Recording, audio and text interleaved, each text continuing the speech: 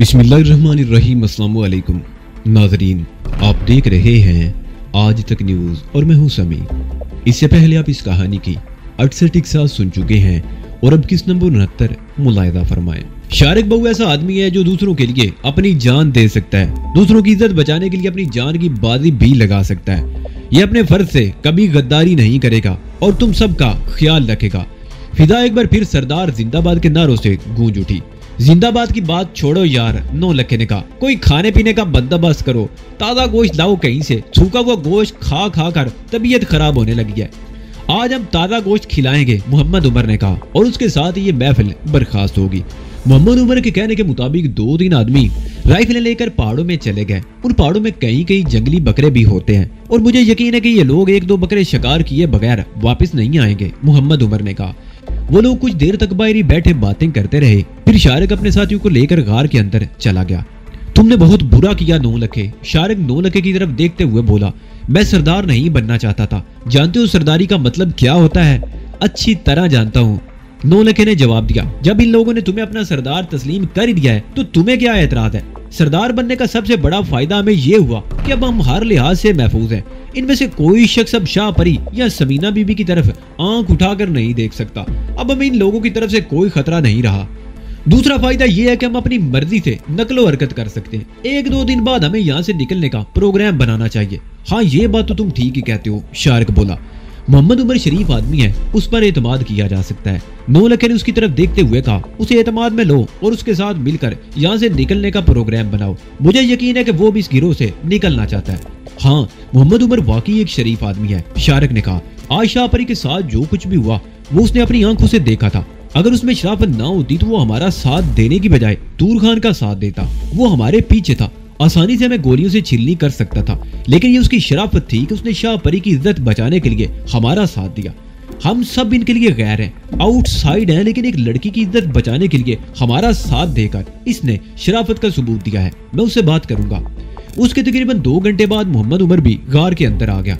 उसने बताया कि गिरोह के जो आदमी शिकार करने गए थे वो पहाड़ी बकरे शिकार करके लाए हैं और आज रात जश्न मनाया जाएगा। उस रात वाकई जश्न मनाया गया। गार के सामने खुली जगह पर आग का बहुत बड़ा अलाव रोशन किया गया और दोनों बकरे उस पर भुने जाने लगे।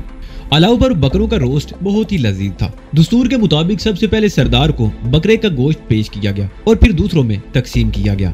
गिरोह के 3-4 आदमियों ने रक्स शुरू कर दिया और बाकी ऊंची आवाज में कोई गीत गा रहे थे। आधी रात के बाद जश्न के इख्तिताम से पहले शारिक ने यह ऐलान कर दिया कि मोहम्मद उमर नायब सरदार है और दूसरों के लिए इसकी हर बात को हुक्म का दर्जा हासिल होगा। गिरोह के आदमियों ने सर तस्लीम खम कर दिया। जश्न के इख्तिताम पर शारिक ने मोहम्मद उमर को अपने पास बुला लिया।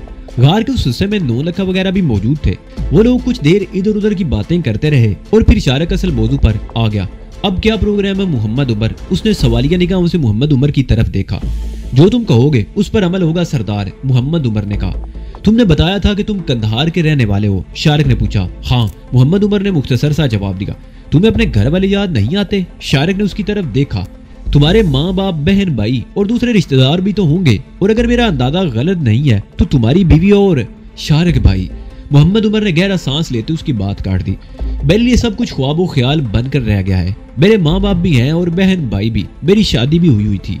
मैं अपनी बीवी के साथ चंद महीने ही रह सका था। वो उन दिनों बीमार थी। मैं उसके लिए दवा लेने गया था और फिर मुझे घर वापस जाना नसीब ना हुआ।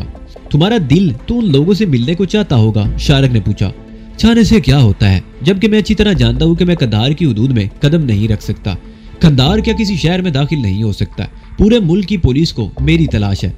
अलबत्ता एक ऐसी जगह है जहां मैं अपने घर वालों से मिल सकता हूं, मोहम्मद उमर ने कहा। वो कौन सी जगह है? शारिक ने सवालिया निगाहों से उसकी तरफ देखा। क्वेटा, मोहम्मद उमर ने जवाब दिया। क्वेटा? मगर ये तो पाकिस्तान का शहर है, शारिक बोला। हाँ, मोहम्मद उमर ने कहा। क्वेटा में भी हमारे कबीले के कुछ लोग आबाद हैं। अगर मैं क्वेटा पहुंच जाऊं तो अपने घर वालों को वहां बुला सकता हूं, लेकिन मैं जानता हूं कि मैं क्वेटा भी नहीं जा सकता। ये मुल्क मेरे लिए एक ऐसा पिंजरा बन गया है जहां से मैं निकल नहीं सकता। अगर तुम चाहो तो मैं इस सिलसिले में तुम्हारी मदद कर सकता हूँ, शारिक ने उसकी तरफ देखते हुए कहा। तुमने मुझे इस गिरोह का सरदार तो बना दिया है, लेकिन तुम जानते हो कि हम यहाँ नहीं रह सकते। सारी जिंदगी इन पहाड़ों में नहीं गुजार सकते। तुम ही हमारा साथ दो, हम यहाँ से निकल सकते हैं। तुमने ही बताया था कि हम सरूबी और गोरमल के रास्ते पाकिस्तान के इलाके जुनूबी वजीरिस्तान में दाखिल हो सकते हैं। क्या ये बेहतर ना होगा कि तुम भी हमारे साथ ही चलो? हो तो सकता है, मोहम्मद उमर ने जवाब दिया। मगर इससे पहले हमें इन लोगों से पीछा छुड़ाना पड़ेगा। इन लोगों को जब ये पता चलेगा कि हम इन्हें छोड़कर इस मुल्क से निकलने का मंसूबा बना रहे हैं तो ये लोग हमें जान से मार देंगे। तुम्हें याद होगा कि आज ही तुमने इन लोगों के सामने ये कसम खाई है कि जिंदगी की आखिरी सांस तक एक दूसरे का साथ देंगे। अगर इन्हें पता चल गया कि हम फरार का मंसूबा बना रहे हैं तो ये हमें गद्दार करार देकर मौत के घाट उतार देंगे। लेकिन सवाल ये पैदा होता है कि इन्हें पता चलेगा कैसे? शारिक ने कहा कि हम 1-2 दिन बाद इन पहाड़ों से निकलेंगे और इन्हें कुछ बताए बगैर सरोबी की तरफ बढ़ते रहेंगे। उसके लिए हमें बाकायदा मंसूबा बनाना पड़ेगा। मोहम्मद उमर ने कहा, मैं कुछ सोच लूं, तुम भी सोचो, हम कल रात इस मसले पर बात करेंगे। ठीक है, शारिक ने कहा, लेकिन ये तो तुमने बताया ही नहीं कि तुम्हें शहर कंधार से फरार क्यों होना पड़ा था। ये एक लंबी दास्तान है। मोहम्मद उमर ने गहरा सांस लेते हुए कहा, सुनाओ यार। नौलखे ने पहली मर्तबा उसकी गुफ्तगू में मुदाखलत की। कोई आदमी माँ की पेट से मुजरिम तो पैदा नहीं होता, उसे हालात ही मुजरिम बना देते हैं। कोई मजबूरी से जुर्म करने पर मजबूर करती है। तुम्हारे साथ भी कोई ना कोई ऐसा वाकया हुआ होगा, जरा बताओ तो हम भी सुने। ठीक कहते हो नौलखे भाई, मोहम्मद उमर ने गहरा सांस लेते हुए जवाब दिया। मैं वो रात कभी नहीं भूलूंगा। उसने एक गहरा सांस लिया और बात जारी रखते हुए कहने लगा, मेरा ताल्लुक कंधार शहर के खाते पीते घराने से है। मेरी बीवी का ताल्लुक एक दूसरे कबीले से था। हम दोनों की शादी कबीले के बुजुर्गों की रजामंदी से हुई थी। उनका ख्याल था कि इस तरह रिश्ते नाते हो जाने से कबीलों के ताल्लुकात मजबूत होंगे। उस रात मेरी बीवी बीमार थी। मैं दवा लेने घर से निकला था। उस वक्त शायद रात के 10 बजे थे। सर्दी का मौसम था और बाजार तकरीबन सुनसान हो चुके थे। डॉक्टर का मुतीब बंद था। उसका घर 400 के दूसरी तरफ था। मैं उसी तरफ चल पड़ा। अभी 400 पर पहुंचा ही था कि मुझे रुक जाना पड़ा। 2 आदमी आपस में लड़ रहे थे। एक के हाथ में पिस्तौल था और दूसरा निहत्था। मैंने आगे बढ़कर बचाव कराना चाहा, मगर इसी दौरान चाकू वाला आदमी अपने हरीफ पर वार कर चुका था। मैंने दौड़कर उसे पकड़ने की कोशिश की, मगर वो भाग निकला। मैं उस आदमी की तरफ मुतवज्जो हो गया। चाकू उसके सीने में पेबूस था और वो बुरी तरह तड़प रहा था। मैं उसके करीब बैठ गया और चाकू को दस्ते से पकड़कर उसके सीने से खींच लिया। चाकू मेरे हाथ में था। वो आदमी मेरे सामने तड़प रहा था। मेरी समझ में नहीं आ रहा था कि क्या करूं। मैं अपनी बीवी की दवा लेने के लिए खुद डॉक्टर की तलाश में निकला था। उसकी क्या मदद कर सकता था? मैं भी ये सोच ही रहा था कि पुलिस वालों ने मुझे घेर लिया। उसी वक्त जख्मी ने भी दम तोड़ दिया और पुलिस ने मुझे उसके कत्ल के इल्जाम में गिरफ्तार कर लिया।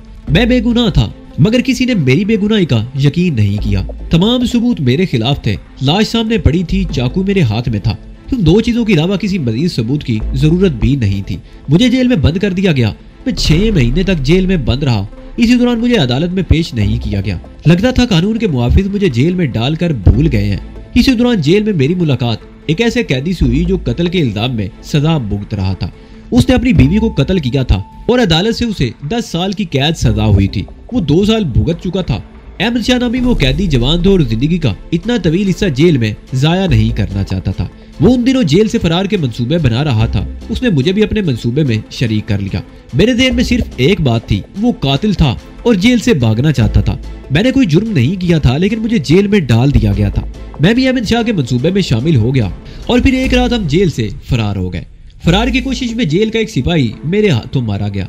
जब मैं अहमद शाह के मंसूबे में शरीक हुआ था तो मेरा ख्याल था कि मैं जेल से फरार होकर सरहद उबूर करके चमन और फिर कोयटा चला जाऊंगा और अपने घर वालों को भी वहीं बुला लूंगा। लेकिन सिपाही के कत्ल से मैं बदहवास हो गया। अहमद शाह भी घबरा गया था। उस घबराहट और बदहवासी में हम गलत रास्ते पर निकल गए और कंधार का रुख करने की बजाय हरात की तरफ जाने वाले रास्ते पर हो लिए और उसका एहसास हमें बहुत देर बाद हुआ था। कंधार से चंद मील दूर निकल जाने के बाद हमें माल बरदार ट्रक मिल गया। ट्रक ड्राइवर ने हमें लिफ्ट दे दी, लेकिन रास्ते में एक जगह ट्रक रुकवा कर अहमद शाह ने ड्राइवर को कत्ल कर दिया। क्लीनर का गला मैंने घूंट दिया था। अब मेरे हाथों 2 कत्ल हो चुके थे। मेरे लिए वापसी का कोई रास्ता नहीं था। मैं अहमद शाह का साथ देने पर मजबूर था। हरात से चंद मील पहले 2 पुलिस वालों ने हमारा ट्रक रुकवा लिया। वो ट्रक के कागजात चेक करना चाहते थे, लेकिन हमारे पास कागजात नहीं थे। अगर किसी किस्म के कागजात थे भी तो ड्राइवर के पास थे और उसके पास ही रह गए। वो दोनों पुलिस वाले भी हमारे हाथों मारे गए और हमें वो ट्रक भी छोड़ना पड़ा। हरात शहर में दाखिल होकर हम 3-4 रोज अहमद शाह के एक दोस्त के घर में छुपे रहे। अहमद शाह ने मुझे बताया था कि हरात के कुर्बो जवार में बागियों का एक गिरोह मौजूद है। वो उनसे राब्ता करना चाहता था और उसने गिरोह के हेड को पैगाम भी भिजवाया था और जवाब का इंतजार करता रहा। मिलाकर हमें पैगाम मिल गया। बागियों के गिरोह के 2 आदमी हमें लेने के लिए आए थे। उस रात उनके साथ शहर से निकलते हुए पुलिस ने हमें घेर लिया। बड़ा जबरदस्त मुकाबला हुआ था। अहमद शाह उस मुकाबले में मारा गया। गिरोह के दोनों आदमी मुझे अपने साथ लेकर पहाड़ों में पहुंच गए। उस गिरोह में शामिल होने के बाद ये इंकिशाफ हुआ कि वो सब लोग खूनी और कातिल थे। तूर खान मुझसे तकरीबन 2 हफ्ते पहले इस गिरोह में शामिल हुआ था। वो ताजिक था और तवील अरसे से अफगानिस्तान में रह रहा था। اس نے تاجکستان میں بھی چند قتل کیے اور کابل میں بھی 2-3 آدمیوں کو موت کے گھاٹ اتار دیا۔ تور خان شروع سے گروہ کا سردار بننے کے خواب دیکھنے لگا تھا۔ ہمارے یہ گروہ وارداتیں کرتا ہوا کابل کے قریب سے گزر کر گردیز کی طرف آ گیا۔ کچھ عرصہ پہلے تور خان کو موقع مل گیا اور اس نے گروہ کے سردار کو قتل کر دیا۔ موسیٰ خان کو اس نے اپنا نائب بنا لیا، لیکن کچھ عرصے بعد موسیٰ خان بھی سردار بننے کے خواب دیکھنے لگا۔ میں اس گروہ سے نکلنا چاہتا تھا، لیکن جرائم کی دلدل میں اس قدر دھنس گیا کہ اب میرا نکلنا ناممکن ہو گیا تھا۔ اسی دوران تم لوگ آ گئے۔ اس روز شاہ پری کے ساتھ جو کچھ بھی ہوا تھا وہ پہلی مثال نہیں تھی۔ شاہ پری کی قسمت اچھی تھی، وہ بچ گئی۔ اس سے پہلے آنے والی کوئی لڑکی ان کی عوض سے نہیں بچ سکی تھی۔ میں نے تم لوگوں کا ساتھ اس لیے دیا تھا کہ تم لوگ شریف ہو، بلا وجہ کسی کو نقصان نہیں پہنچانا چاہتے۔ میں نے بھی تم لوگوں کا ساتھ اس لیے دیا تھا۔ اب تم اس گروہ کے سردار ہو، اب یہاں تمہارا حکم چلے گا۔ ان آدمیوں میں اب کوئی بھی ایسا نہیں رہا جو تمہارے کسی حکم کی خلاف ورزی کرے۔ اس دنیا میں ایسا ہی ہوتا ہے محمد عمر، نولکھے نے اس کے خاموش ہونے پر کہا۔ تم نے کوئی جرم نہیں کیا تھا، لیکن تمہیں مجرم بنا دیا گیا۔ ہم بھی ویسے ہی ہیں، شوقیہ طور پر اس لائن میں نہیں آئے، ہمیں اس طرف دھکیلا گیا ہے۔ ہم بھی اگر چاہیں تو اپنے اوپر لگے ہوئے یہ داغ نہیں مٹا سکتے۔ ٹھیک ہے محمد عمر، شارق نے کہا، کل بات کریں گے، اب تم بھی جا کر سو جاؤ۔ محمد عمر اٹھ کر چلا گیا۔ شارق نے گردن گھما کر ادھر ادھر دیکھا۔ سمینہ اور شاہ پری سو چکی تھی۔ وہ بھی دیوار کے ساتھ نیم دراز ہو گیا اور کچھ ہی دیر بعد وہ نیند کی آغوش میں پہنچ چکا تھا۔ انہیں زرو کے پہاڑوں سے نکلے ہوئے 3 دن ہو چکے تھے۔ ان 3 دنوں میں شارق نے عقل مندی کا ایک کام یہ کیا تھا کہ گروہ کے دوسرے آدمیوں کو ارغون کی طرف بھیج دیا تھا، اور وہ لوگ خود ارغون شہر کے میلوں دور سے گزرتے ہوئے سروبی کی طرف آ گئے تھے۔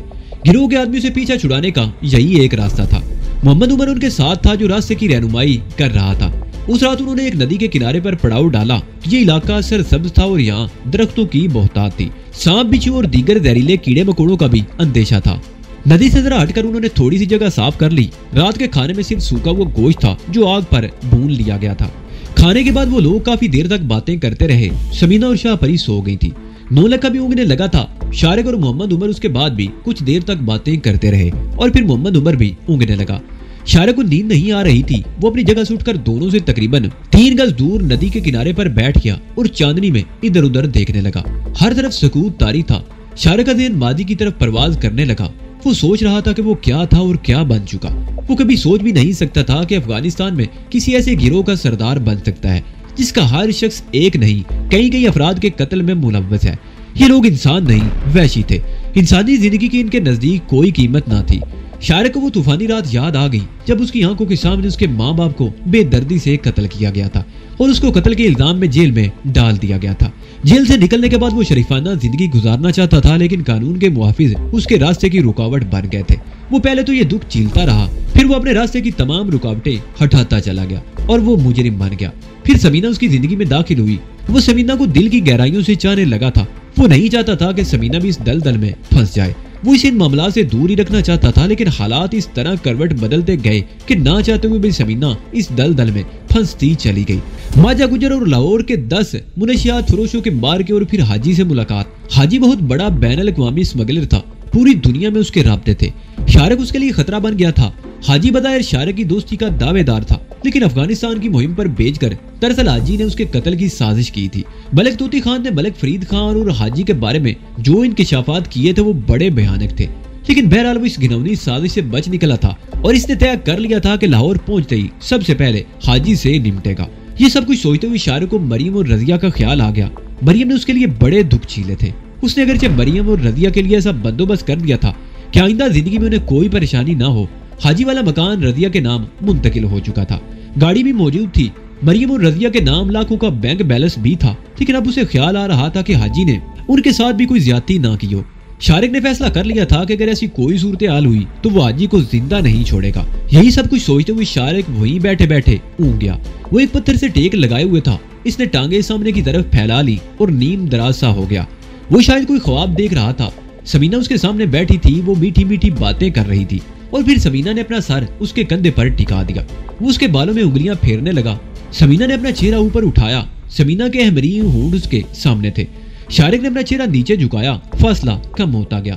سمینہ اسے لپٹ گئی۔ اس نے شارق کو اپنی باہوں میں لپیٹ لیا اور پھر دفعتاً شارق کو یوں محسوس ہوا جیسے اس کا سانس گھٹ رہا ہو۔ اس نے اڑبڑا کر آنکھیں کھول لی۔ وہ اب بھی کسی کی باہوں کی لپیٹ میں تھا۔ گرم گرم سانس اس کے اپنے چہرے پر محسوس ہو رہی تھی۔ شارق نے اپنا چہرہ پیچھے ہٹایا اور پھر اس کا دماغ بگ سے اٹھ گیا۔ وہ سمینہ نہیں، شاہ پری تھی جو اس سے لپٹی ہوئی تھی۔ وہ کوئی خواب نہیں دیکھ رہا تھا، ایک دلچسپ حقیقت کا سامنا کر رہا تھا۔ شارک کے دماغ میں تیز سنسناہٹ ہو رہی تھی، اسے اپنی آنکھوں پر یقین نہیں آ رہا تھا۔ اس نے اپنا ہاتھ اٹھا کر انگلی دانتوں میں داب لی۔ تم کوئی خواب نہیں دیکھ رہے، اس کی سماعت سے شاہ پری کی گنگناتی سی آواز ٹکرائی۔ میں کوئی خواب نہیں ہوں، حقیقت ہوں۔ لیکن تم یہاں کیوں؟ شارک کلایا، کسی نے دیکھ لیا تو غضب ہو جائے گا۔ سب لوگ سو رہے ہیں، گہری نیند، شاہ پری نے کہا۔ اس کا لہجہ سرگوشیانہ تھا۔ مگر کچھ نہیں۔ شاہ پری نے اس کی بات کاٹ دی۔ پہلی مرتبہ جب میں نے تمہیں اپنے بابا کے گھر میں دیکھا تھا تو تم اس وقت ہی مجھے پسند آ گئے تھے۔ میں تمہیں چاہنے لگی تھی لیکن کبھی موقع نہ مل سکا کہ تمہارے سامنے اپنی دل کی بات کہہ سکوں۔ میں سمینہ سے بھی ڈرتی تھی لیکن اس روز تم نے میری عزت بچانے کے لیے اپنی جان کی بازی لگا دی۔ میں تم پر بھروسہ کر سکتی تھی۔ تم بھی وہ شخص ہو جس کی مجھے تلاش تھی۔ تم پہلے شخص ہو جس نے مجھے متاثر کیا ہے۔ لیکن اگر کسی نے تمہیں یہاں میرے پاس دیکھ لیا تو قیامت آ جائے گی اور سمینہ تو مجھے زندہ نہیں چھوڑے گی۔ شارک ادھر ادھر دیکھتے ہوئے بولا۔ سمینہ تمہاری بیوی نہیں ہے، شاہ پری نے کہا۔ میرا بھی تم پر اتنا ہی حق ہے جتنا سمینہ کا۔ او، شارک اس کی بات سن کر چونک گیا۔ سمینہ تمہارا بہت خیال رکھتی ہے۔ اسے جب معلوم ہوگا کہ تم اس کے حق پر ڈاکہ مار رہی ہو تو وہ تمہارے بارے میں کیا سوچے گی؟ میں اس کی سوچوں پر پابندی نہیں لگا سکتی، شاہ پری نے کہا۔ میں تو صرف اتنا جانتی ہوں کہ تمہیں چاہنے کا مجھے بھی اتنا ہی حق ہے جتنا سمینہ کو۔ مجھے یقین نہیں آ رہا کہ تم وہی شاہ پری ہو جو میں وہی ہوں۔ شاہ پری نے اس کی بات کاٹ دی۔ عورت کے دل میں جب پیار جاگتا ہے تو وہ بے باک ہو جاتی ہے، اسے کوئی ڈر کوئی خوف نہیں رہتا۔ تم بے خوف ہو کر یہاں آئی ہو؟ شارک مسکرایا۔ ہاں، شاہ پری نے بھی مسکراتے ہوئے جواب دیا۔ میرے دل میں کسی کا ڈر خوف نہیں رہا۔ میں بہت دنوں سے تم سے بات کرنے کا موقع تلاش کر رہی تھی اور بلاخر آج موقع مل ہی گیا۔ تم نے مجھے عجیب سی الجھن میں ڈال دیا شاہ پری، شارک نے کہا۔ بہرحال اب تم جاؤ، اگر کسی کی آنکھ کھل گئی اور تمہیں میرے پاس دیکھ لیا تو گڑبڑ ہو جائے گی۔ ٹھیک ہے، میں اس وقت تو جا رہی ہوں، لیکن دوسری مرتبہ تم مجھے اس طرح نہیں بھگا سکو گے، شاہ پری نے کہا اور اس کے چہرے کو دیکھتے ہوئے اٹھ کر کھڑی ہو گئی۔ شاہ پری چند لمحے وہاں کھڑی رہی، پھر ایک مختصر سا چکر کاٹ کر پڑاؤ کی طرف جانے لگی۔ شارک اپنی جگہ پر بیٹھا اسے دیکھتا رہا۔ چند سیکنڈ بعد شاہ پری جاڑی کے پچھلی طرف جا کر نگاہوں سے اوجھل ہو گئی۔ شارک اپنی جگہ پر خاموش بیٹھا رہا، اس کی تمام تر توجہ پڑاؤ کی طرف تھی۔ اس کا خیال تھا کہ اگر کوئی جاگ رہا ہوگا اور اس نے شاہ پری کو دیکھ لیا تو وہ اس سے ضرور پوچھے گا کہ وہ کہاں گئی تھی۔ شارک کو سب سے زیادہ اندیشہ سمینہ کی طرف تھا، لیکن کئی منٹ گزر گئے، کوئی آواز سنائی نہیں دی، جس کا مطلب تھا کہ سب لوگ سوئے ہوئے تھے۔ شارک کی اب نیند اٹھ گئی، اس کے لیے سوچ کی نئی راہیں کھل گئی تھی۔ اسے شاہ پری کی ہمت پر حیرت ہو رہی تھی، وہ سوچ بھی نہیں سکتا تھا کہ شاہ پری کوئی ایسا قدم اٹھائے گی۔ شاہ پری نے کہا تھا کہ وہ پہلی مرتبہ دیکھتے ہی اس پر فریفتہ ہو گئی تھی اور آج موقع ملتے ہی اس نے اپنی محبت کا اظہار کر دیا، لیکن اس کے اس اقدام سے خود شارک کا ذہن بری طرح الجھ کر رہ گیا۔ سمینہ شارک کی محبت تھی، اسے اچھی طرح یاد تھا کہ لاہور سے فیصل آباد جاتے ہوئے اس نے پہلی مرتبہ سمینہ کو بس میں دیکھا تھا اور اسی وقت اپنا دل خار بیٹھا تھا، اور پھر سمینہ تک رسائی حاصل کرنے کے لیے اس نے کیا کیا جتن کیے تھے اور سمینہ نے بھی اس کے لیے کتنی قربانیاں دی تھی۔ سب سے پہلے وہ اپنے کالج میں رسوا ہو گئی، ماں باپ کی رسوائی کا باعث بنی۔ اس نے ماں باپ کو چھوڑ دیا، سب کچھ چھوڑ دیا اور شارک کے ساتھ جرائم کی دلدل میں دھنستی چلی گئی۔ ایک وہ وقت بھی آیا تھا جب لاہور کی زیر زمین دنیا پر سمینہ کے نام کی دہشت تھی۔ ماجے گجر جیسے لوگ سمینہ کے نام سے کانپتے تھے اور سمینہ نے اس کا جو اشر کیا تھا وہ بھی لاہور والوں نے دیکھ لیا تھا۔ سمینہ نے اس کے لیے بہت کچھ کیا تھا اور اب شاہ پری اس کی محبت میں دعوے دار بن گئی، اور شارک سوچ رہا تھا کہ اگر سمینہ کو اس کا پتہ چل گیا تو واقعی ہی قیامت آ جائے گی۔ سمینہ کسی طرح بھی برداشت نہیں کرے گی کہ کوئی اور لڑکی اپنی زبان سے شارک کا نام لے۔ شارک اپنی جگہ سے اٹھ کر کچھ دیر تک ندی کے پاس کھڑا رہا، پھر اپنے پڑاؤ میں آ گیا۔ سب لوگ سو رہے تھے، وہ دبے قدموں چلتا ہوا اپنی جگہ پر آ گیا۔ اس کے قدموں کی آہٹ سن کر سمینہ کے قریب لیٹی ہوئی شاہ پری نے گردن گھما کر اس کی طرف دیکھا۔ شارک بھی اس کی طرف دیکھتا ہوا 9 لکھ کے قریب لیٹ گیا۔ شاہ پری اپنی جگہ پر لیٹی اس کی طرف دیکھ رہی تھی، شارک کے دماغ میں چیونٹیاں سی رینگ رہی تھی۔ شاہ پری کی حرکت نے اسے عجیب سی الجھن میں ڈال دیا تھا۔ یہ صورتحال آگے چل کر اس کے لیے خطرناک ثابت ہو سکتی تھی۔ اس کی سمجھ میں نہیں آ رہا تھا کہ اسے کیا کرنا چاہیے۔ ایک مرتبہ تو اس نے سوچا کہ شاہ پری کو سمجھانے کی کوشش کرے گا، لیکن وہ اچھی طرح جانتا تھا کہ شاہ پری سمجھنے والی نہیں تھی۔ اس نے جس بے باکانہ انداز میں اپنی محبت کا اظہار کیا تھا، اسے اندازہ لگایا جا سکتا تھا کہ وہ اپنا اٹھا ہوا قدم پیچھے نہیں ہٹائے گی۔ وہ شارک سے محبت کو اپنا حق سمجھ رہی تھی اور اس حق سے دستبردار ہونے کو تیار نہ تھی۔ اس کے خیال میں شارک پر اس کا بھی اتنا ہی حق تھا جتنا سمینہ کا۔ शारिक यही सब कुछ सोचते हुए सो गया और जब उसकी आंख खुली तो धूप निकल चुकी थी। नौलखा उसके करीब बैठा हुआ था। शाहपरी और समीना कुछ दूर नदी के किनारे बैठी थी और मोहम्मद उमर खुश गोश्त भूनने के लिए आग जला रहा था। शारिक भी उठकर नदी के किनारे पर आ गया और मुंह हाथ धोने लगा। इसने महसूस किया था कि शाहपरी बार बार कन्नगियों से उसकी तरफ देख रही थी। नाश्ता करने के बाद वो लोग घोड़ों पर बैठकर रवाना हो गए। शारिक को यह देखकर बिल्कुल हैरत नहीं हुई कि शाहपरी ने अपना घोड़ा उसके घोड़े के बराबर किया हुआ था। वो उससे कोई बात करना चाहती थी लेकिन वो उसे मुसलसल नजरअंदाज कर रहा था। इसे अंदेशा था कि अगर समीना ने कोई बात महसूस की तो क्यामत मच जाएगी। दोपहर को वो थोड़ी देर के लिए एक जगह पर रुके। खाना खाते ही इन्होंने दोबारा अपना सफर शुरू कर दिया था। तकरीबन 5 बजे के लगभग वो एक वादी में पहुंच गए। ये भी सरसब्ज इलाका था। बुलंदी से ये वादी बहुत हसीन लग रही थी। दरख्तों में जा बजा नदियां बहती हुई नजर आ रही थी। वादी में उतरा जाए या यहीं पड़ाव डाल दिया जाए? शारिक ने इधर उधर देखते हुए अपने साथियों से पूछा। मेरा ख्याल है यही जगह मुनासिब रहेगी, मोहम्मद उमर ने एक तरफ देखते हुए जवाब दिया। वो चट्टान ऊपर से साहिबान की तरह आगे को निकली हुई है, हम वहां अपना पड़ाव डाल सकते हैं। ठीक है तो फिर यहीं रुक जाएं, शारिक ने कहा और एक बार फिर इधर उधर देखने लगा। दफादर वो चौंक गया। शाहपरी उनके साथ नहीं थी। अरे शाहपरी कहाँ है? मेरा ख्याल है पीछे रह गई होगी, नौलखे ने कहा और शाहपरी को आवाजें देने लगा। समीना और शारिक भी शाहपरी को पुकारने लगे लेकिन कोई जवाब नहीं मिला और फिर अचानक ही खामोश फिजा फायरिंग की आवाज से गूंज उठी। वो सब चौंक गए। आवाज पहाड़ों में गूंज रही थी और यह अंदाजा लगाना दुश्वार था कि गोली किस तरफ से चली थी। शाहपरी, शाहपरी कहाँ हो तुम? समीना ने फेफड़ों की पूरी कुव्वत से चीख कर पुकारा। मोहम्मद उमर और नौलखा ने भी अपने घोड़ों को एक तरफ बढ़ा दिया। शारिक और समीना यहीं खड़े इधर उधर देख रहे थे। तकरीबन 10 मिनट बाद शाहपरी एक चट्टान के पीछे से नमूदार हुई। वो पैदल चल रही थी और एक हाथ में घोड़े की लगाम थाम रखी थी। घोड़े पर एक पहाड़ी बकरा लदा हुआ था जिससे खून टपक रहा था। अरे तुम कहाँ गई थी? हम तो परेशान हो गए। और ये क्या? मुझे ये बकरा नजर आ गया था। शाहपरी ने घोड़े पर लदे हुए जख्मी बकरे की तरफ इशारा किया। तुम लोग बहुत आगे निकल चुके थे। मैंने सोचा कि रात के खाने का बंदोबस्त कर लिया जाए, लेकिन ये बकरा भी बहुत दूर निकल गया था। मैंने इसका ताकुब जारी रखा और फिर आखिर इसे शिकार करने में कामयाब हो ही गई। ये तो तुमने बहुत अच्छा किया, समीना मुस्कुराते हुए बोली। खुश गोश्त खा खा कर हम तो तंग आ चुके थे। शारिक अपने घोड़े से उतर आया और शाहपरी के घोड़े की तरफ बढ़ा। शाहपरी ने बकरे को एक रस्सी से बांध रखा था। उसने रस्सी खोलकर बकरे को नीचे उतार लिया। गोली बकरे के गर्दन के करीब लगी थी। जख्म से खून बह रहा था। खासा जानदार बकरा था जो गर्दन पर गोली खाने के बाद भी जिंदा था। शारिक ने उसे जमीन पर डाल दिया और जेब से चाकू निकालकर तकबीर पढ़ते हुए बकरे की शहरग पर धार फेर दी। इसी दौरान नौलखा और मोहम्मद उमर भी वापस आ गए। बकरा देखकर उन्हें खासी हैरत हुई और फिर उन्हें यह समझने में देर न लगी कि यह बकरा शाहपरी ने शिकार किया था। और फिर कुछ देर बाद ही मोहम्मद उमर और नौलखा उस बकरी की खाल उतार रहे थे, जबकि समीना और शाहपरी इधर उधर बिखरी हुई लकड़ियां जमा करने लगी। नौलखा और मोहम्मद उमर ने बकरे के टुकड़े काट लिए। नौलखा इस तरह चाकू चला रहा था जैसे वो खानदानी कसाई हो। कई रोज बाद उस रात उन्होंने ताजा गोश्त खाया। नौलखे का मूड आज कदरे बेहतर था। वो बार बार ऊंची आवाज में माया गाने लगता और कभी कोई फिल्मी गीत गुनगुनाने लगता। उसका मूड खुशगवार होने की वजह शायद ये थी कि अब उसे उम्मीद हो चुकी थी कि वो अपने वतन वापस जा रहे हैं। वो अच्छी तरह जानता था कि अपने वतन में भी पुलिस उसकी ताक में होगी, लेकिन मट्टी की कशिश थी। उसे अपने वतन की मट्टी से प्यार था।